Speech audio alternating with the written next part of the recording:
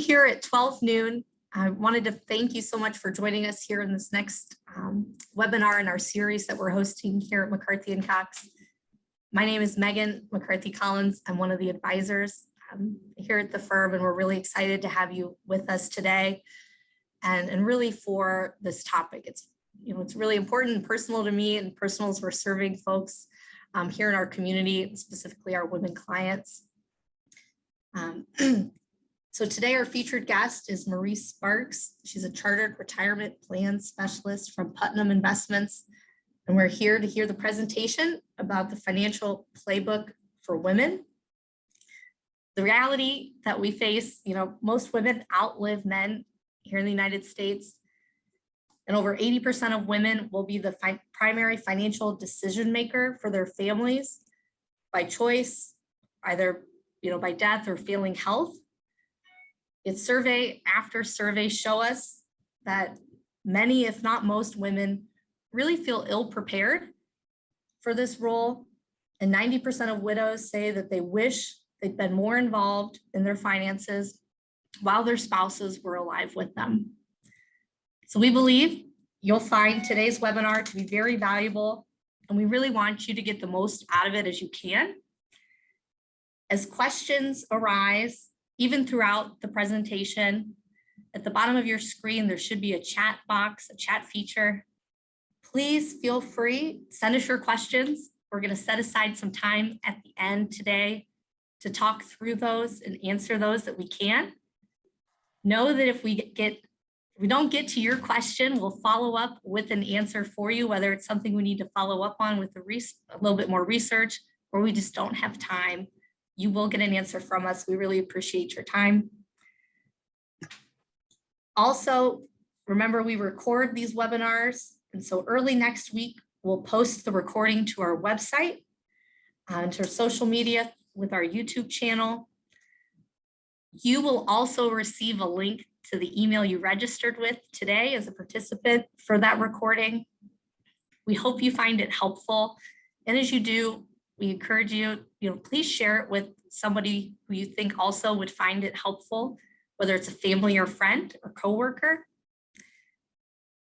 So without further delay, I'm pleased to turn the webinar over to our guest, Marie Sparks, Chartered Retirement Plan Specialist with Putnam. Thank you so much. Well, thank you, Megan, and hello, everyone. I am so happy to be here with you today. Let me kick things off by telling you a story about a woman named Ginny. Several years ago, I was in a social setting where another woman and I were talking about retirement planning and knowing whether you were on track for retirement, when another woman nearby, overhearing our conversation, jumped in and asked, "Does anyone really know?" This other woman was Ginny, and it turned out that Ginny was in her early 60s and very recently and very unexpectedly divorced. Ginny had never managed or been involved with their finances, and suddenly she was completely on her own. Ginny is a very intelligent, educated, and hardworking woman with a career and a master's degree.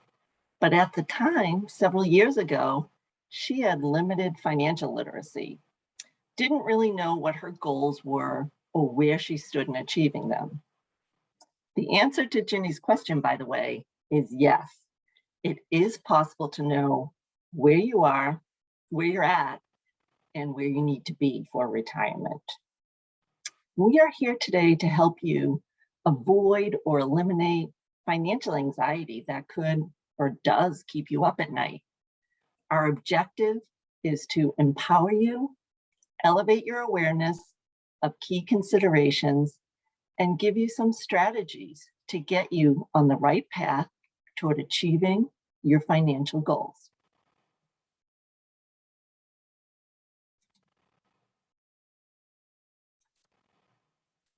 Here are the 4 areas on our agenda today. We will talk about women and the share of wealth we are gaining, how to prepare for your financial future, how to identify and manage the financial life stages, and the steps you can take toward achieving your goals. Did you know that women's share of wealth in the US is growing? In fact, women are leading in control of personal wealth at 51%. And this is expected to increase to 2/3 or 66% by 2030. That's not that far away. In addition, 50% of women are the primary breadwinner in their family. This is amazing considering the challenges women have had to overcome to get here. For example, how many of you have or have had at some point a credit card?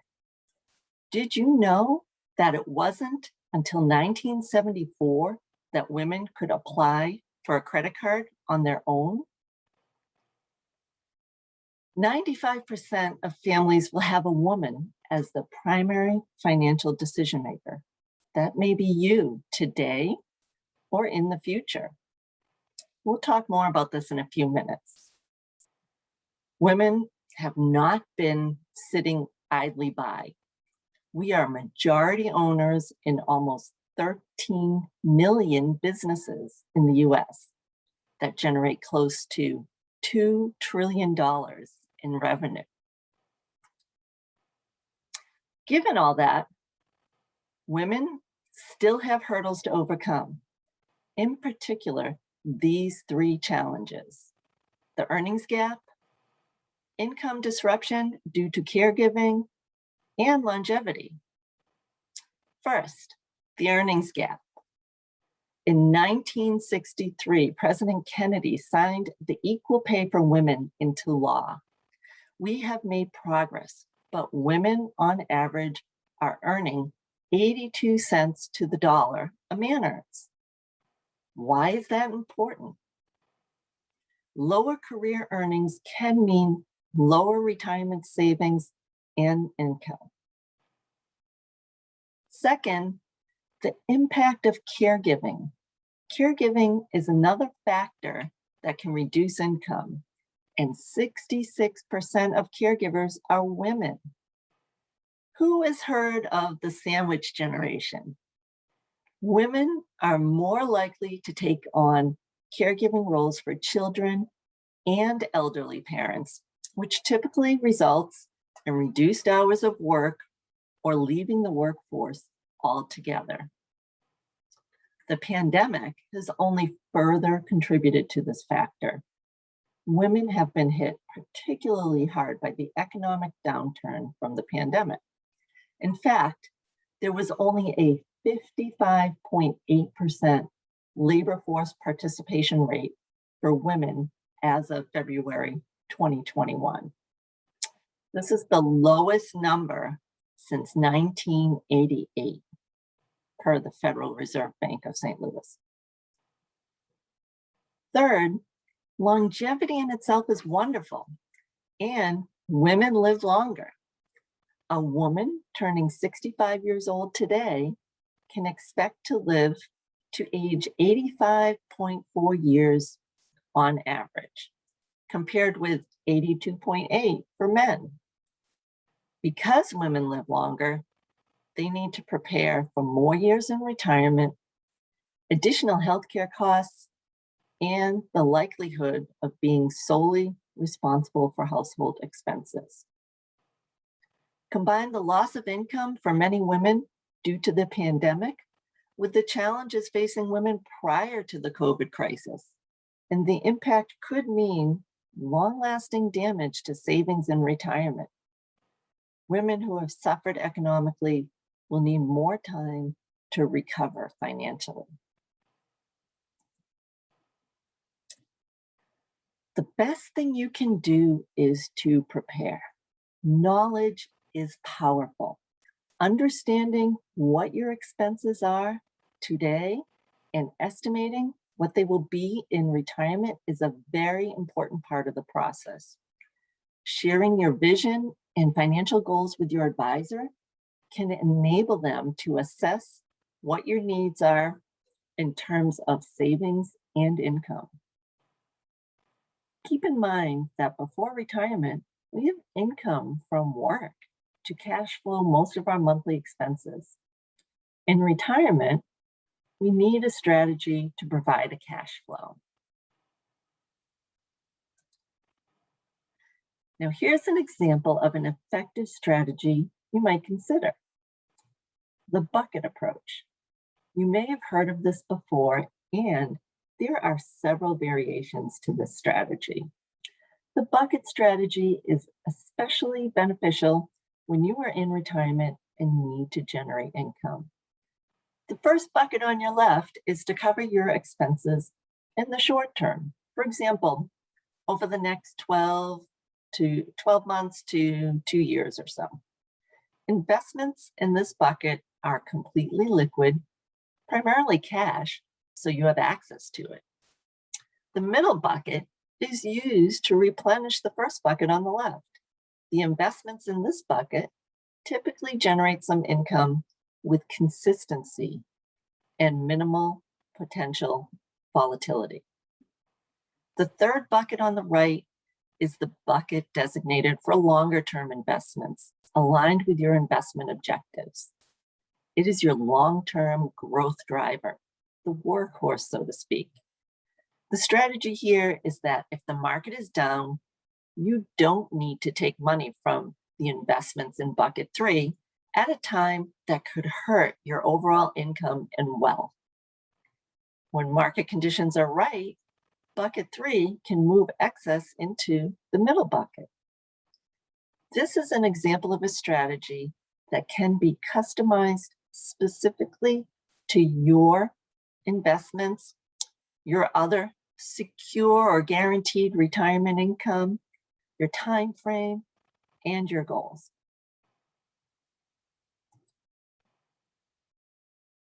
Many people say one of their biggest roadblocks regarding finances is that they don't know where to start. We're going to talk about 4 key areas that are important to consider and discuss. These 4 areas are Social Security, retirement savings, investments, and financial planning. When working with a financial advisor, consider these topics to help drive your discussions and conversations.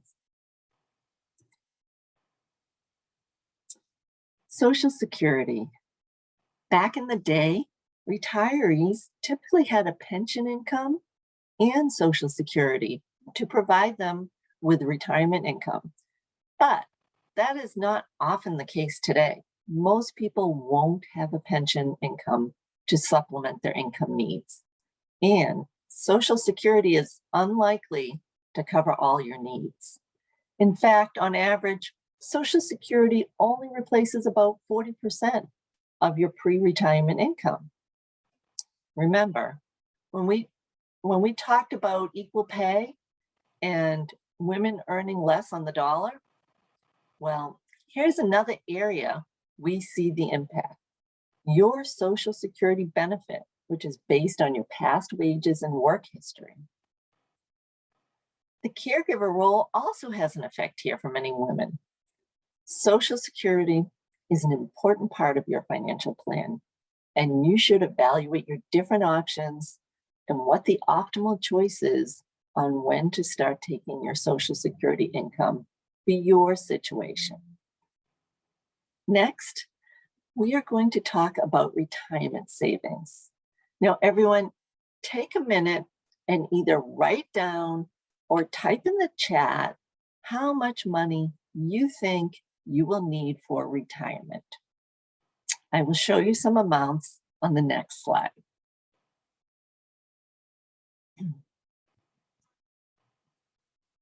Okay. Now you can see the numbers based on 3 levels of current annual income at $50,000, $100,000, and $250,000. Of course, how much you need will depend on your income needs and your spending during retirement. There are benefits to saving and investing early for retirement. Knowing where you can stand or where you do stand on the road to retirement can give you peace of mind and also help you determine what actions you need to take between now and retirement.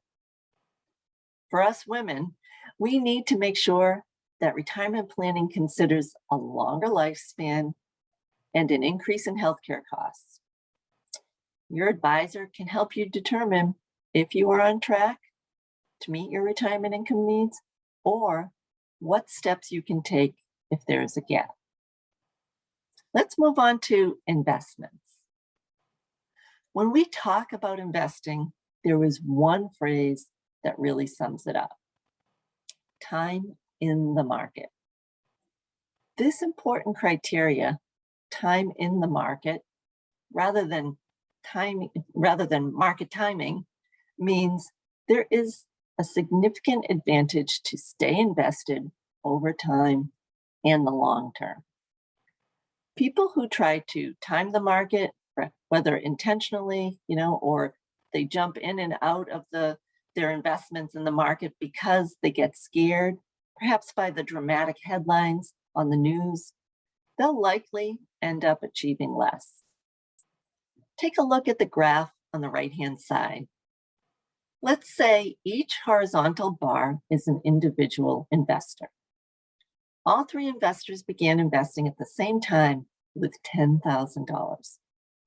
The investor reflected on the top horizontal bar with the green shading stayed invested the whole 15 years, while the middle bar reflects the investor who missed only the 10 best days during the 15 years because they got in and out of their investments.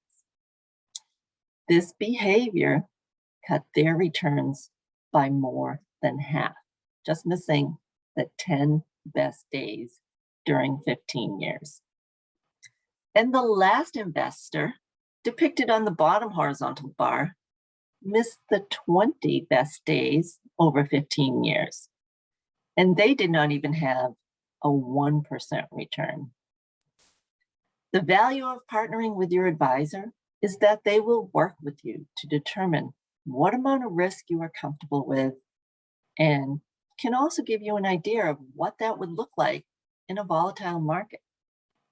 Then, when you hear the scary headlines that the news puts up, you'll be disciplined to stick with your investments because you will have knowledge and confidence in your investment strategy.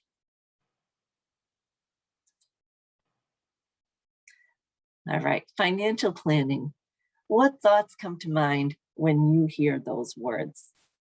It may sound overwhelming or maybe vague. People's concept of financial planning varies. Basically, all the things we have been talking about so far are part of financial planning. Think of your financial plan as a roadmap. It can take you from you are here to where you need to be for your personal goals.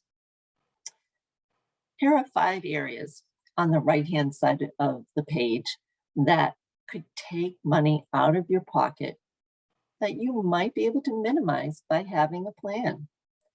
Let's talk about each one. Taxes. Federal tax laws change, and the impact of taxes can be significant in determining your retirement income. There are different investment vehicles and strategies that can help reduce or minimize taxes. Inflation. I think of inflation as a silent threat. Many people think if I'm sitting in cash, my money is safe. But this is where inflation can hurt. Think of it in terms of buying power. The buying power of $1 today versus what you could have bought with $1 20 years ago. Low interest rates. Well, interest rates can vary, and we like low interest rates for mortgages and loans, but when it comes to our investment, that could slow our growth or reduce the income we receive from investments such as bonds. Healthcare costs. We can all see from increased premiums and deductibles over the years that healthcare costs are rising. In fact, healthcare costs are rising at a rate well beyond the standard inflation rate. Healthcare costs are projected to rise annually at the rate of 5.8%. So it is important to plan appropriately for healthcare expenses, especially given women's longevity. Procrastination. Often this can be an individual's biggest hurdle. Many people have told me they feel overwhelmed or that they don't know where to start or how to start. That's where your advisor can step in and help you get started.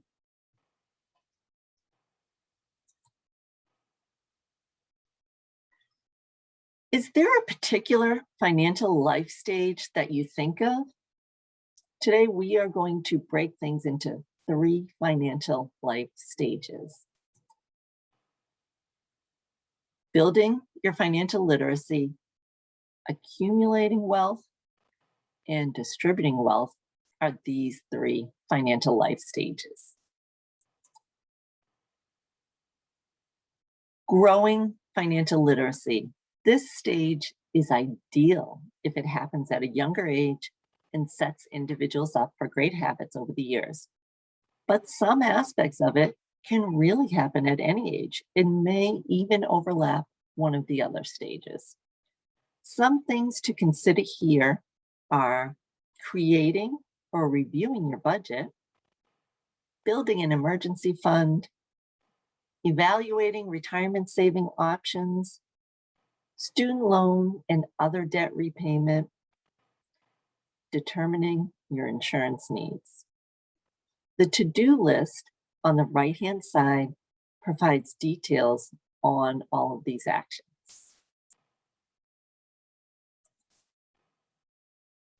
Accumulating wealth. The accumulation stage is one that we think of most. We typically spend many years in this stage, and we hear how important it is to save for our financial goals, such as children's college education, retirement, and any other financial goals you may have.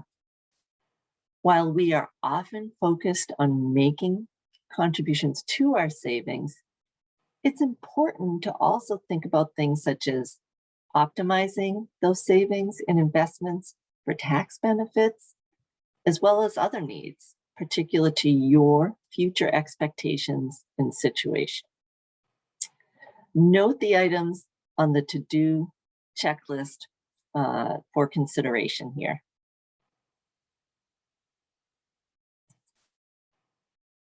And our third stage, distributing wealth, is something that many people don't give enough thought to. But decisions made in earlier years can have an impact on your assets available for distribution.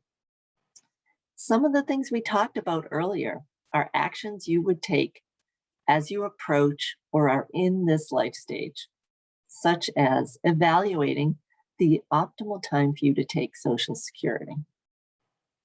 You should also understand your choices with important needs you may have, such as needing long-term care and how to best address it.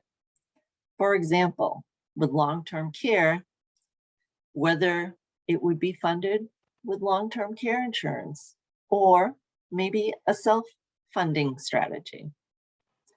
During this stage, it's also important to prepare for wealth transfer. Consider if your beneficiaries are knowledgeable and able to handle their inheritances. It is advantageous for all to introduce them to your financial advisor before they are in a stressful and difficult time in the future.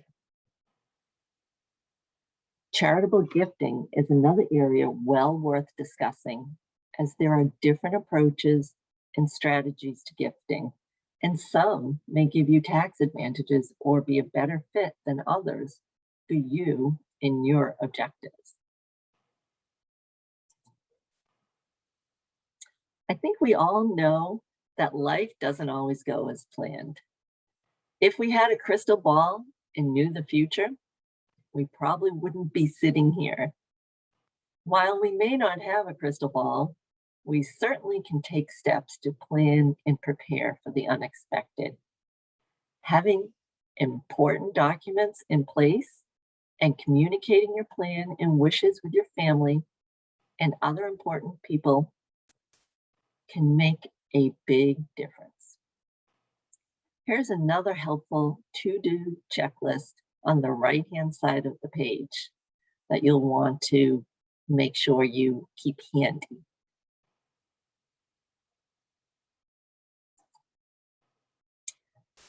If you find yourself in the unfortunate situation of loss of your spouse through death or divorce, there are many planning and financial considerations.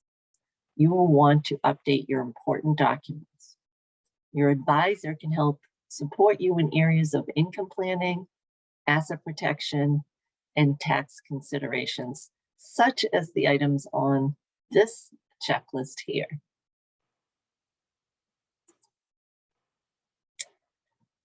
Taking action. We have covered a lot of information and topics today.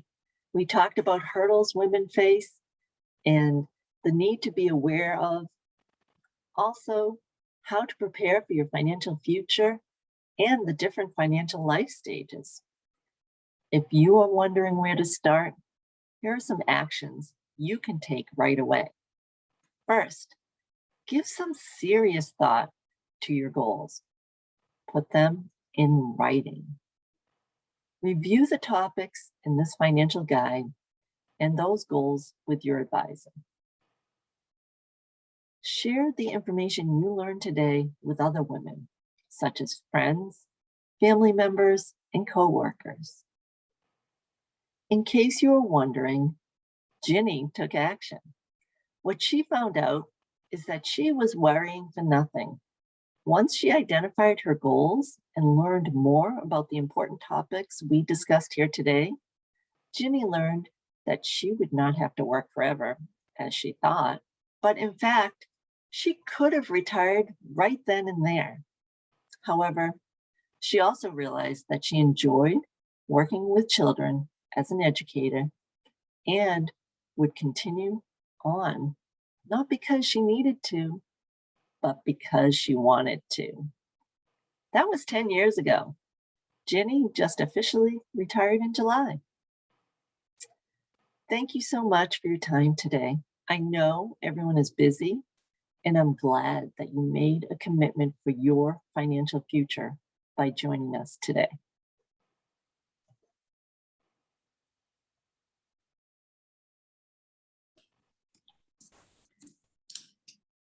Thanks, Marie, so much for that presentation. It was very insightful, and it's always good to re-see information, but also to learn a few things along the way. So I just want to remind you at the bottom of the screen, you have that question and answer box. We've got some questions before we started today. So we have some to get started, but please, as we go through them, feel free to enter those questions and we'll get those answered as they come in. So to get us started, a question we got beforehand, Maria, is, and I'll read it here, is, my spouse has been the primary breadwinner in our family. We've always had the credit cards in his name and we have excellent credit, but I'm starting to worry if he dies first, how difficult will it be for me to borrow funds to establish my own credit? Should I have at least one credit card in my name right now? Thanks, Megan. And that's a great question. It's hard to think about these situations or scenarios that could happen in your life, but it's good that you're making a plan should this happen. It's common for folks to get a credit card in their own name to establish some credit, and you could certainly do that. But I would encourage you to go even a little deeper here. and work with your advisor to understand what that scenario would look like and how it would impact your financial plan and your financial future. In addition to getting a credit card, you could consider things like your emergency fund and life insurance coverage, which may be better alternatives than you having to take a loan as a widow.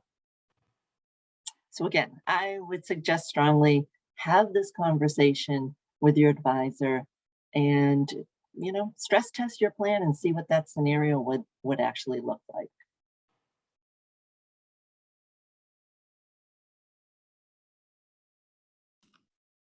Excellent, thank you. Another question we got ahead of time is, I know just enough about investments to be dangerous. I feel somewhat confident, but the stock market makes very little sense most of the time to me.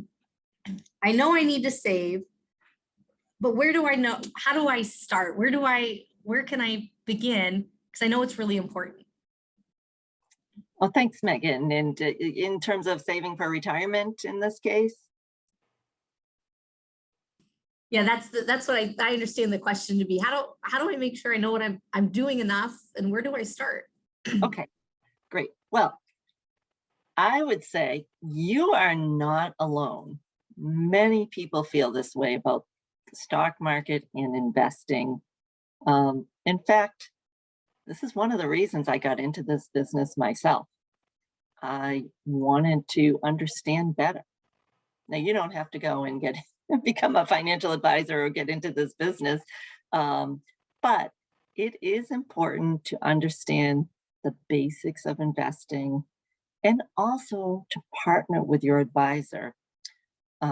They can assess where you are on your roadmap and where you need or want to go, what actions you have to take.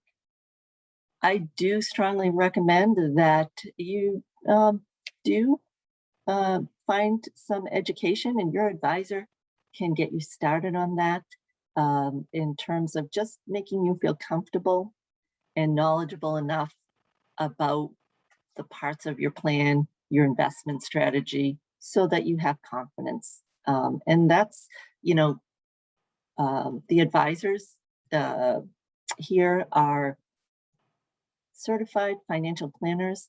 They live this every day, day in and day out. They're licensed and trained fully on it.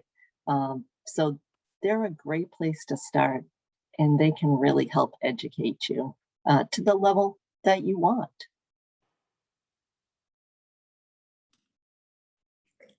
Thanks. And I would add to that, it's always a good foundational place to start is taking inventory of where you are, knowing what you have saved, what your expenses are and your income, and really thinking about where you want to be, because it's hard to develop a roadmap or take a road trip if you don't know what that end destination is. How do we get from point A to point B? And working with a certified financial planner, here with McCarthy & Cox, it's part of our plan and how we serve folks. That's a great point, Megan. This next question that came in, it's not necessarily geared to somebody focusing on or approaching retirement, but with my own small kids at home, it kind of rang true to me, the question itself. And so the question, it says, with the high cost of daycare, I'm staying home for now, but I started to think, what might this cost me in Social Security? If I take time out of the workplace, can I catch up at some point, or what does that mean for me? Yeah, that's a great question. And yeah, so many people, especially with the pandemic more than ever, are doing this because of, the cost of daycare or homeschooling. And so it's something to think about, but you certainly can, you certainly will want to consider the effect of that, but you may have several years already behind you in terms of contributing to that Social Security, or you may have the opportunity once your kids are older. I think the important part is to know the requirements of Social Security in terms of the amount of years that you have to work and to get that that credit.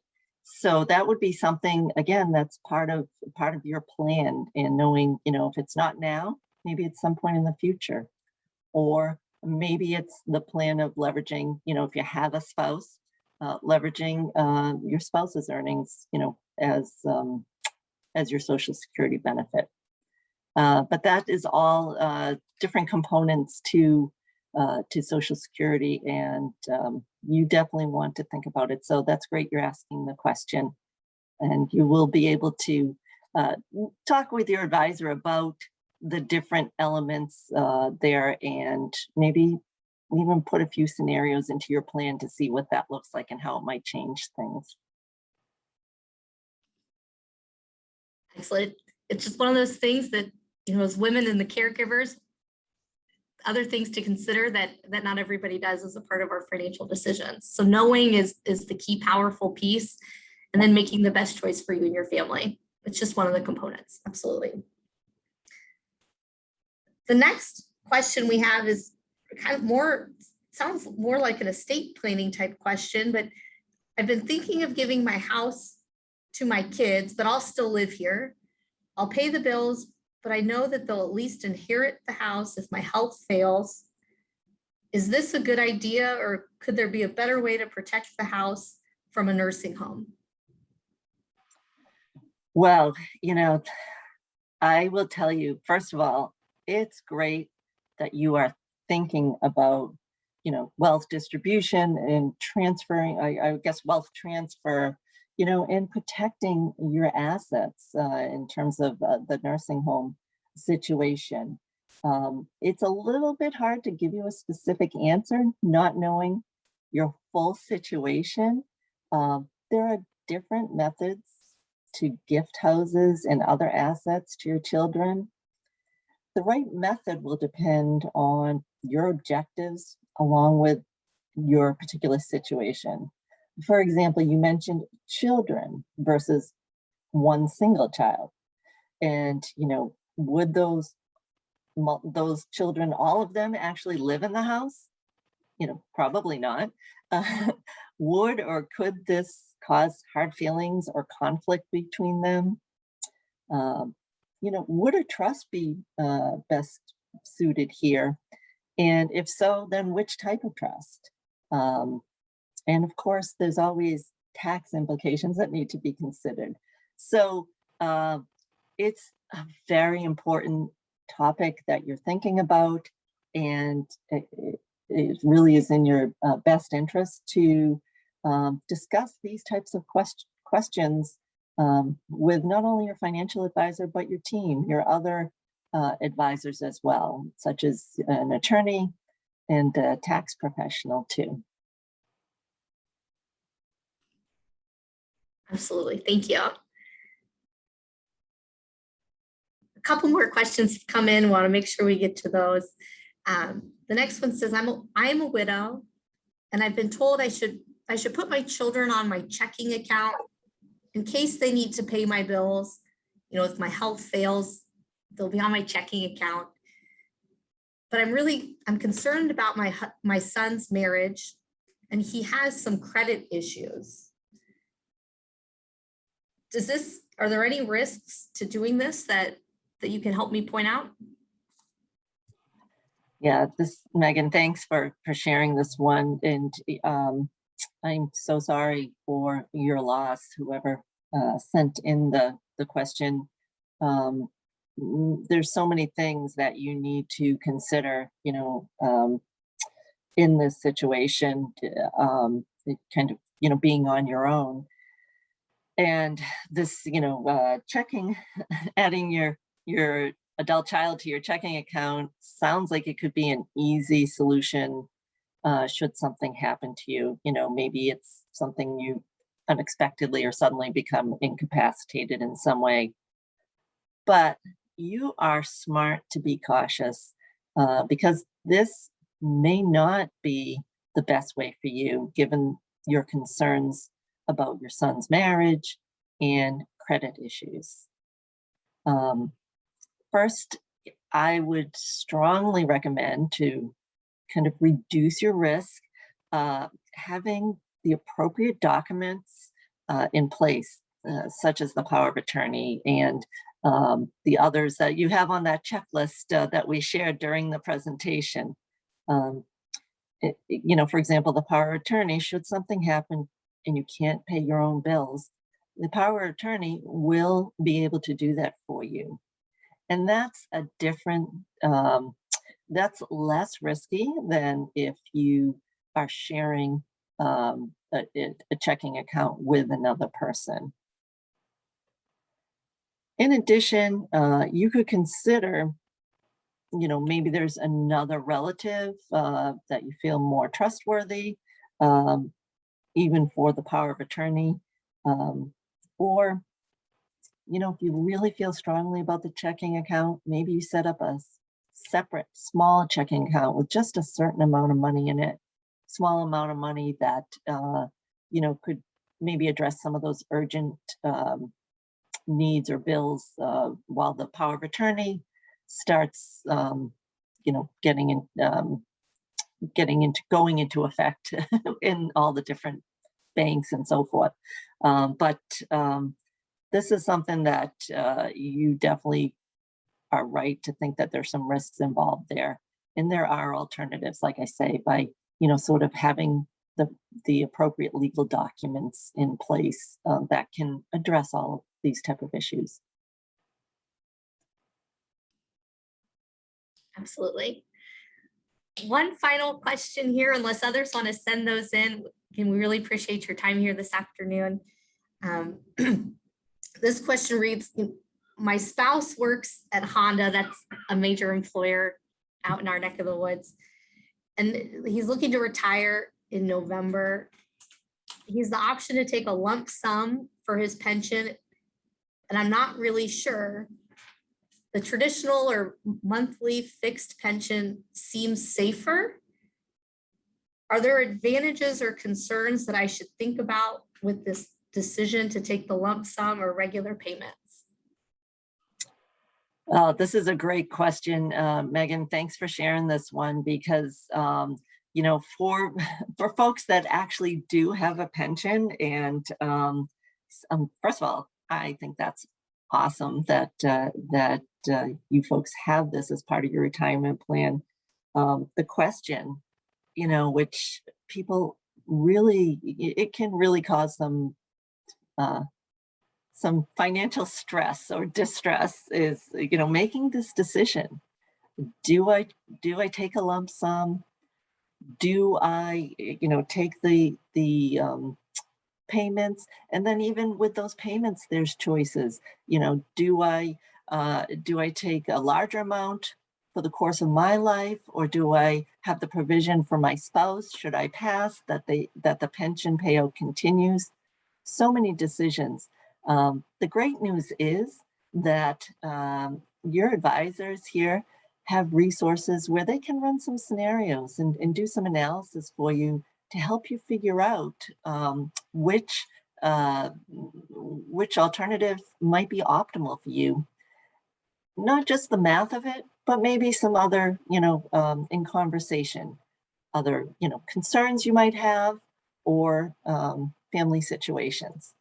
So that's, like I said, a great question, and really one that you would want to, talk with your advisor and have them do some analysis for you and give you some thoughts on that. And Megan, as an advisor there, I'd love to hear if there's anything you would like to add to that. Yeah, absolutely. The biggest, piece that I would say about this question is ensuring that the decision that's made around this decision, because it's a big one and it's often one of the biggest as it relates to retirement for people in our community, is it's the decision that's best for you and your family, and it's driven by a thoughtful process and really not driven by fear or emotion. Because we want to understand the pluses and minuses to each of the choices, because there's no one perfect solution. There's a pro and a con. But when we're thinking about planning for women with the longer life expectancy, providing that retirement income and looking at the other assets that you and your family have, the decision should be based on one that protects you, your concerns, your risks, and best fits you. And we often find that may be different from other folks that your spouse works with, and not to be, swayed by their decision, but focusing on what's best for your family, and truly not discounting the risk of, as a surviving spouse, if we assume, this wife is going to live longer, which statistically often happens, that she'll be provided the income and to live comfortably with dignity and maintain the choices that she would like to have. That's really the center of our approach with this conversation. And it's not just a wholesale answer one way or the other, but being open to that discussion is something we would really encourage you and your spouse to have. So you can measure those risks and take those that you're most comfortable with, and at least have thought about the alternative. So it's something that is measured and thoughtful. I'm just going to check here to see if there's any other questions that have come in. I think we've covered them all. So again, I want to thank you, Marie, for an excellent job. And it was a very enlightening webinar. I want to thank the folks that sent in the questions ahead of time, and for you spending your lunch hour here with us today. As I mentioned at the start, we've recorded this webinar and we'll post it early next week. Once we get the okay from compliance, that's important. It'll be posted to our YouTube and social media, as well as a link will be sent to the email you registered to be with us here today. If you have questions that you didn't get to answer or you think of later based on what we talked about today, please feel free to email us, let us know. My email is my first name, Megan, MEGAN, @McCarthyandCox.com. Be happy to answer those and get back to you. I also want you to be thinking about next month and to mark your calendar for our webinar, the next in this series. That webinar is Wednesday, September 22nd, also at noon. And the topic's Savvy Women, Smart Investors, and it'll be presented by a special guest from MFS Investments. And it's all about learning the steps to become a better investor as it relates to women specifically, and also just building on the things that we talked about today. As always, thank you so much for the opportunity to serve you, to speak with you here today over this webinar. And I hope you have a great day. Thank you.